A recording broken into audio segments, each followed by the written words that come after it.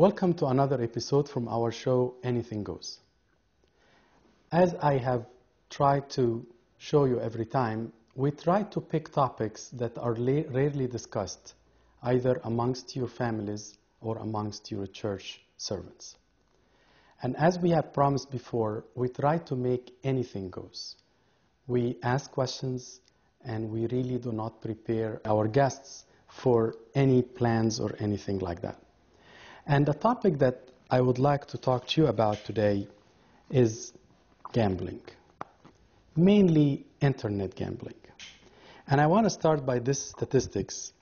According to a combination of national studies, about 1 in 20 college students have a problem with gambling.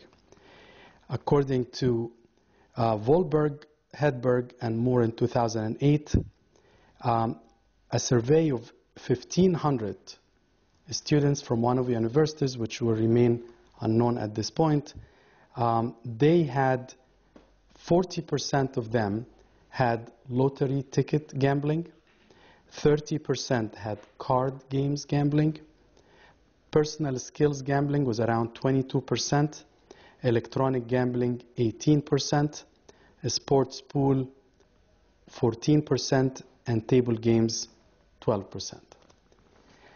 I am honored and privileged today to welcome Mary, Marcus, and Chris, who I really happy to have them, and I will start asking them, what do you think, how common amongst church friends, and I don't mean one church, from all what you know, from all the retreats, from maybe Facebook, I'm not putting you on the spot, but I'm trying to really help those who are hearing us.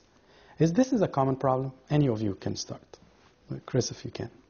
I definitely think it's something that's been proliferating and burgeoning recently, especially with being in the 21st century, with everyone having access to technology, poker, games of that sort being very available to youth.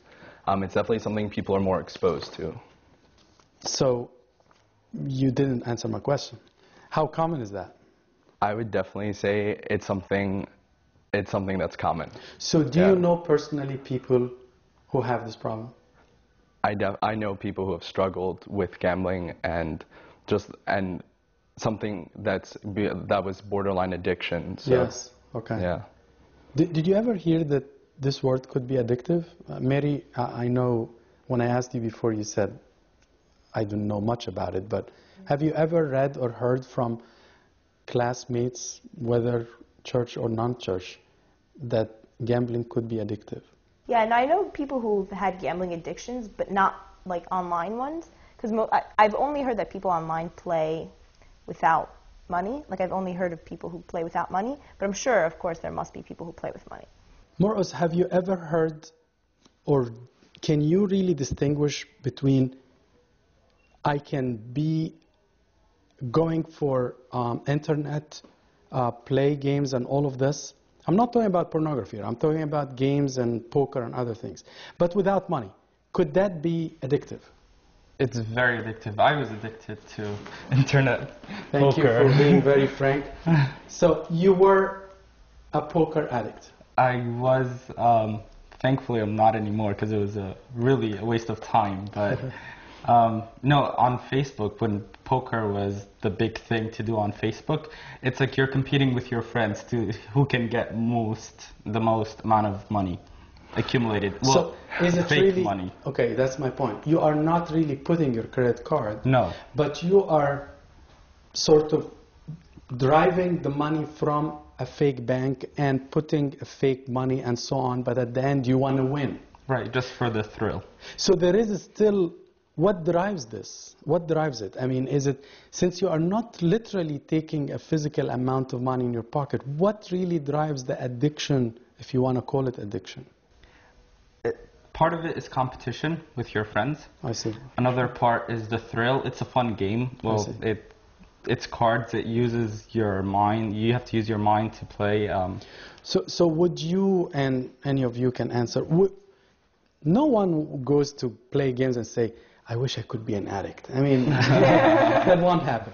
So, since no one is planning to be an addict, and I'm sure knowing how great you are, you never thought you will be in that situation. But where is the hairline between I'm enjoying the thrill, as you said, and into actually becoming hooked up?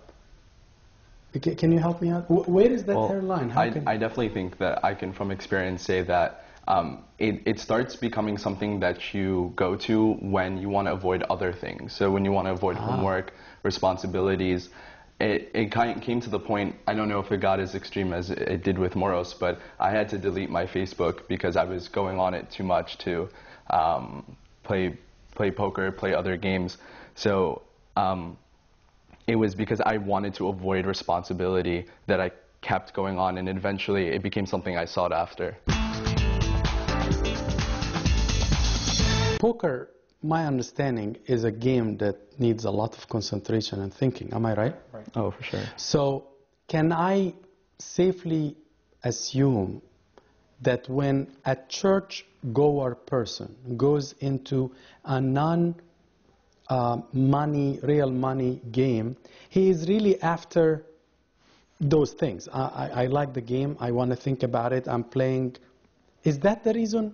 Or it starts out that way, but there are many negative consequences that may lead afterwards to it.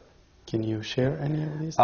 For one thing, that's a definite. It's time consuming. When it gets addictive, it at least 4, 5, 6 hours a day. You're kidding? No. I went through that phase where... And he's a good student, too, so I know you put that in. That doesn't mean, I guess. So my question here, I mean, when you are spending 4 or 5 hours, are you alone, or you are actually sitting with people, or those people are sitting somewhere else? Over the internet. Yeah, so it's live. You could be sitting with someone else, one of your friends, who's at the other end of the table on Facebook. And so you that could be table playing with could them. be extended to Texas from New York. Yeah, for sure. Now, what are the signs of addiction? You said one of them, or I think you said one of them. You lose track of time and you become so secluded almost. Isn't that something you agree with? Definitely. So what other signs? Like, for example, if I am a parent, or if you are outside this period of addiction or internet gambling. Now, you saw a younger person, a younger version of Moros, or a younger version of Chris. How would you pick up that this kid have this problem? I need to talk to him about it. I want our audience to hear the signs. So either themselves or their fellow close friends, they say, this girl must have been hooked to something. I need to help her. What are the signs? Mary, can you? I think that will be obvious. I think habits will change. Like, you won't see them out as much, or like someone who, like, if you're worrying about younger kids, someone who would always be at church or always serving and no longer doing that, then they're kind of at home cooped up and working, like doing gambling. So I think I think besides the other ones. So seclusion or being withdrawn. Okay. Yeah. What else? In terms of gambling itself, I know that it's not just on Facebook. At one time, I had it on my phone, on Facebook, on the computer as a separate thing. And whenever we went to birthday parties, someone would bring poker chips, and guys would sit around and we'd start dealing cards. Money wasn't used, but it's in the mindset. Like, we're gambling, so a group of good boys or girls go for a birthday, and their moms or dads will assume that they are having fun in the room, but the fun could be an internet gambling? Internet, or even sitting like an actual poker chips. Poker set. Yep. Like poker chips. set. Mm-hmm. And those chips will be real? No, they're just, they're real chips, but it's not worth money. Yeah. But when does it move from here to money? Does it first? It definitely has. It's something that you're introduced to when you see other people play it, you play it online, and then sometimes when that competition really drives one person and another to say, like, I want to beat my friend, or I want to be better than this, then they'll be driven to do that. And I know I've participated personally in a poker game for money. I mean, I won, but it was something that when you're all playing together, and that competition really drives you to say, well, I'm confident in myself. Let me put money down. So. And what? I mean, again, please. Yes, I'm supposed to be your host, but I'm really ignorant about it. What money are we talking about? Is it $1 or $10 or $50? It's okay. Well, I think the opportunity, right now, it doesn't involve real money because we don't have that opportunity. Like, we don't live near a casino or any of that stuff. But if we start playing and our minds are addicted. Sorry, do you have to have a casino? You just told me that you can be in a home of a birthday boy and you just start playing, and maybe somebody will say, lock the door so mom cannot enter, and we start getting $1. Why are you saying casino now? Oh, I was thinking in a bigger picture, like... How about we speak about smaller picture? No, I mean, realistically, what type of money gentlemen in your age could be playing with outside the casino? People who work on a $10, $15 an hour types of jobs during college. Are they putting actually all their money? Yes. Like, I know people that used to gamble, like sports, about games, who's going to win the game. They put in about $50 each. So if there were 10 people playing, the winner would get, $450. Okay, coming back to the signs of addiction, any other signs? There is one obvious sign that only a person who gambles themselves will know. It's when you try to win what you've lost already. Mm-hmm. So when you start playing and you start winning something, you feel good about yourself. Right. But then once you start losing it, you feel as if the bank owes you that money back. So you keep playing till you try to keep winning. But in the long run, you're always losing. You keep losing slowly until you've gone bankrupt. And that's, I think, if you are not an addict yet, that's what will drive you into that route, right? Right. Because I want to play tomorrow and the day after. I was reading a statistics, I hope I can find it. They were looking at the frequency of time. And they said, again, for, say, card games, people were 24% were playing once a month, 10% playing once a week, and 4% playing every day. Is that something out there, really? I mean, this statistics is good. It's probably more than that for every day. I definitely agree with Mary. More than 4%? Yeah, more than 4%. Okay. Because if you're going to be addicted, you're going to really be addicted. Can a person steal because he's actually playing for money? Steal some money? No, not steal during playing, but he wants to play tomorrow and he lost what he had today, and he cannot not play because I lost my $50 today, so either I'll borrow or I'll steal. According to the statistics, that's actually very common. Borrowing money is a very bad, important sign that we are facing addiction. If a person keeps saying, give me please $10 today, and a week ago he asked for 50 and next week he's asking for 20, something is not right. You are working. Where is the money? And stealing. Unfortunately, a person who has never been stealing could steal only because he is growing up a very bad habit. Okay, why don't we get to something like a lottery, which can be played by $1, $5, $10, $50. Now, I know it's more amongst people who recently immigrated. Somehow, this is very important. But the billboards in every state are really attractive. Mm-hmm. Is there any addiction that you know about of lottery? You know what I mean, right? Yeah. I'm sure people can get addicted, and I think it's easy to get addicted because you say, oh, it's just $1 or it's only $5 for the ticket. I mean, how much is that costing? But over the long run, you can spend a lot of money, and the chances of you winning are very low. So I remember even taking microeconomics, we were talking about, people are risk averse, they don't like risks. But this one thing goes, is counterintuitive. It goes against all that, where people invite risk into their life. The chances of you winning are so slim. Yes. So it's funny that people continue to do it. And it's usually the poorer people Yes. who can't even afford, $5 a week, $20 a month, it adds up. Chris, you want to say something? Yeah, I remember when I turned 18, I had set aside, I think, $50 to buy my first lottery ticket, to buy scratch and win cards. And I had only spent $20 initially, but I had won. And that thrill of winning drove me to spend not only the money I won, but the money that I kept aside. How much did you win? I'd won $5. So it was just like Moros was saying. It's like I felt like almost like I was cheated out of it. Like I spent $20. I should have at least gained something, like a net profit.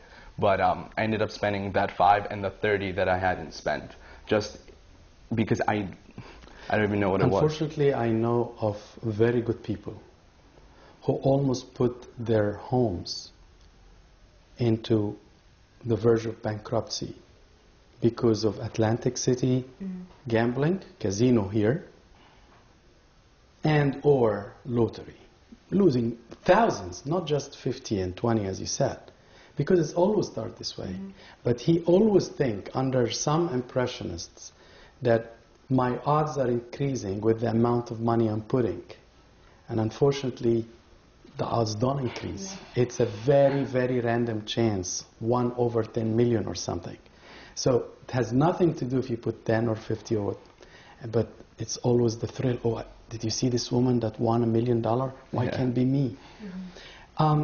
So gambling, regardless of an internet, real cards, lottery, casinos, unfortunately, is a very big beast that's growing and trying to invade our churches, our community, our youth.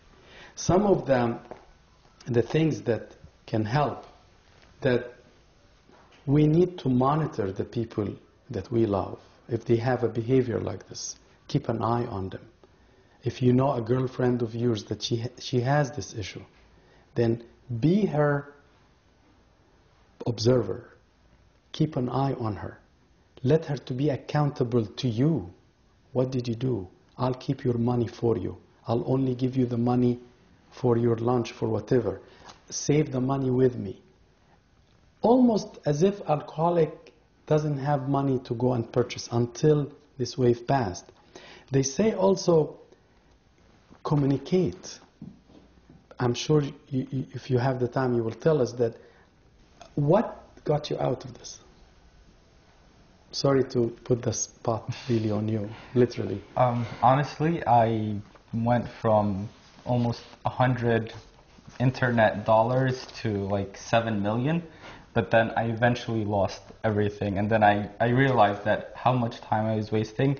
And at the end, you're never satisfied with what you have. You always want to increase. So once I lost everything, I wasn't ready to start all over. So the shock of loss at least puts you on your feet back again. But you are very smart and very righteous to think this way, because a lot of people would have dug their hole deeper because I lost more. I want to end with one verse though. And this verse is from 1 Corinthians chapter 6, verse 12. A verse that probably should be memorized. A verse that should be memorized. I repeated myself. A verse that should be memorized by every single youth. All things are lawful for me, but all things are not helpful. All things are lawful for me, but I will not be brought under the power of any. If you are really the daughter and the son of God, nothing should enslave you. An internet game, or a real game, or a lottery card. Until next time, have a blessed time. Thank you.